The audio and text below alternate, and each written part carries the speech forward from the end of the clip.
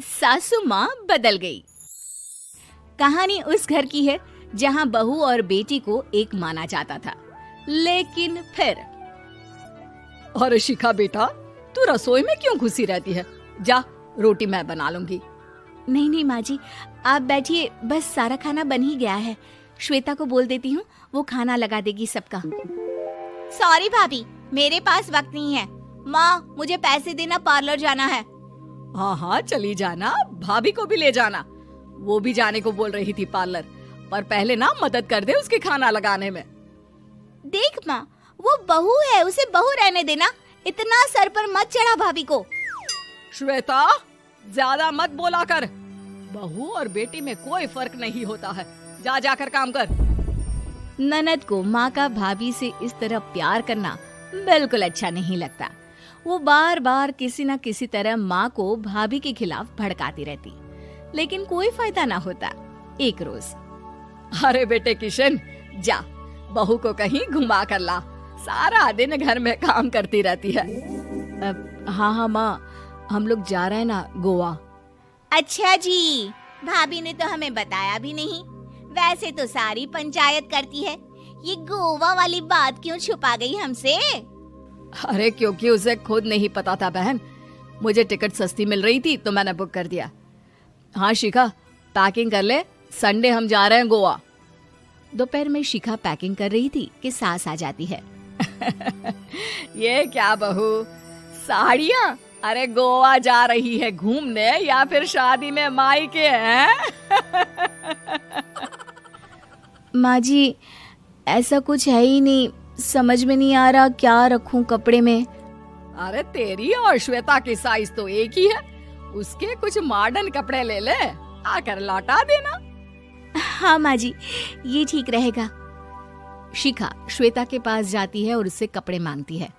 ना जी ना, मैं अपने कपड़े ना दूं, वैसे भी फैल जाएंगे मेरे कपड़े, बहुत महंगे वाले हैं। शिखा मुंह लटकाकर कमरे में आ जाती है तो सास कहती है, चल तैयार हो जा, तुझे मैं शॉपिंग करा कर लाती हूँ गोवा की।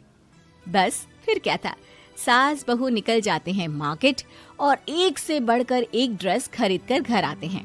पहले बता देती कि नए कपड़े दिलाने वाली है भाभी को, तो मैं अपने ही दे देती ना भाभी को, मुझे दिला देती नए कपड़े। देख श्वेता, परिवार का मतलब सबके साथ रहना होता है, ना कि सिर्फ अपना सोचना। वैसे भी तुझे अच्छे संस्कार सीखने चाहिए।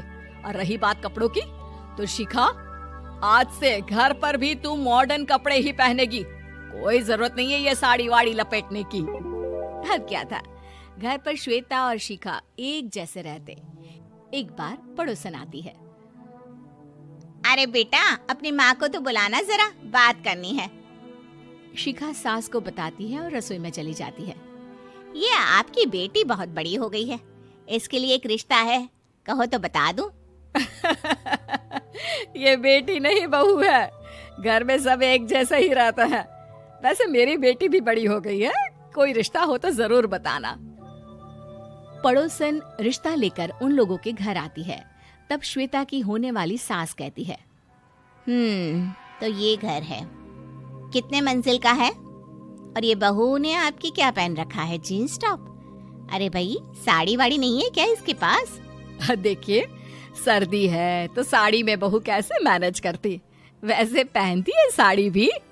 देखिए, हम लोग ठहरे पैसे वाले लोग, कोई कमी नहीं है हम लोगों के पास पैसों की, बहुत पैसे हैं, जमीन, नौकर चाकर, कार, सब कुछ है, लेकिन घर में संस्कारी बहू चाहिए।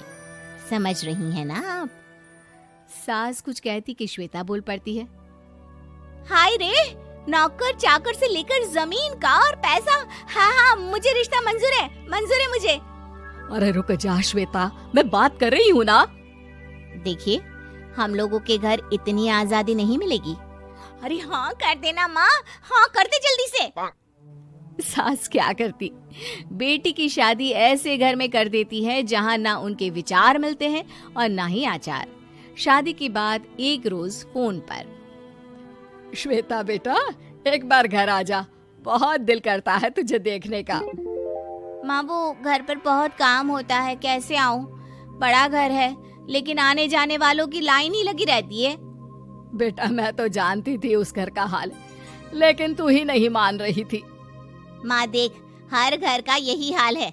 तेरी बेटी को यहाँ घूंघट हटाने की परमिशन नहीं है और एक तरफ भाभी स्कर्ट पहनकर घूम रही है। बेटा मुझे क्या पता था कि मेरी बेटी को ससुराल के नाम पर पिंजरा मिल जाएगा। अच्छा माँ, फोन रखती हूँ, सास को गर्मा गर्म रोटी खिलानी है। तुम लोगों की तरह नहीं कि एक रोटी बनाओ, एक सब्जी बनाओ, फिर सारा दिन फ्री होकर घूमो। सास फोन तो रख देती है, लेकिन सोच में पड़ जाती है कि एक तरफ बेटी जिसे कोई आजादी नहीं, वहीं दूसरी तरफ बहू जिसे देखकर लगता ही नहीं कि उसकी शादी भी हुई है। अगले रोज। शिखा, अरे ओ शिखा। हाँ माँ, क्या हुआ? कुछ चाहिए आपको? मैं जिम जा रही थी। जिम के कपड़ों में बहू को देखकर सास को घूंघट में अपनी बेटी का ख्याल आता है। देख बहू, घर में बहू की तरह रहा कर। इतने टाइट कपड़े पहनकर जिम जाना पसंद नहीं मुझे। जा जाकर रोटी बना। रोटी? माँ अभी तो शाम की 6 बजे हैं, इस वक्त रोटी? अब क्या मेरे खाने पीने पर भी पहरा है? अरे जब मर्जी तब मैं अपने घर में खा भी नहीं सकती क्या? बहू को अजीब लगता है। वो समझ नहीं पाती कि जो सास कल तक इतनी सपोर्टिव थी, उन्हें अचानक से क्या हो गया। वो किचन में जाती है, गरम रोटी के साथ 2 तरह की सब्जी, रायता, सलाद सब लेकर सास के पास आती है। माँ जी, खाना। इतना सारा खाना? राक्षस समझा है क्या मुझे? रोटी मांगी थी मैंने गर्मा गर्म बस। पर माँ जी, रोटी खाती किससे आप? सब्जी तो बनानी थी ना। अरे भूख मर गई मेरी तेरी बहस से। जा जाकर काम कर, अंदर पूरी रसोई साफ कर। बहू अंदर चली जाती है। थोड़ी देर में श्वेता घर आती है। अरे शिखा, जल्दी से चाय ला, पकवान बना, मेरी बेटी आई है। अरे नहीं नहीं माँ, ड्राइवर बाहर खड़ा है। मैं तो घर का कोई सामान खरीदने के बहाने यहाँ आ गई हूँ, मुझे जाना होगा। अरे बेटा, पर कितने दिनों बाद देख रही हूँ तुझे, रहने आ जाना 2-4 दिन के लिए। आ जाऊंगी माँ, जब मेरी सास मरेगी तब। मैं तो रोज मन्नत मानती हूँ कि मेरी सास मर जाए तो अच्छा है। अच्छा चल, जा रही हूँ माँ। हे भगवान, कैसे कैसे दिन देखने पड़ रहे हैं मेरी बेटी को। सास अंदर जाती है, जहाँ श्वेता की जिम वाली सहेली का फोन आया होता है। क्या बात है, आज जिम नहीं आई? अरे पता नहीं यार, आज माँ को क्या हो गया अचानक। पर खैर कोई नहीं, लगता नहीं कि मैं अब जिम आ पाऊंगी। शिखा स्पीकर पर बात कर रही थी, जिसे सास सुन रही थी। यार ये सास ना होती ही ऐसी है। मैं तो कहती हूँ बुढ़िया जल्दी मरे और तू आराम से जिए। शिखा को सहेली की बात पर गुस्सा आ जाता है। माँ के मरने की कौन सा बच्चा दुआ मांगता है मोहिनी? आगे से ऐसी बात मेरे सामने मत करना।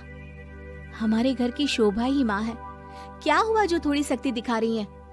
उसमें भी कोई ना कोई उनकी भलाई ही होगी। मैं तो कहती हूँ भगवान मेरे जैसी सास सबको दे, जो सिर्फ माँ की तरह है। सास वाली तो कोई बात ही नहीं है उनमें।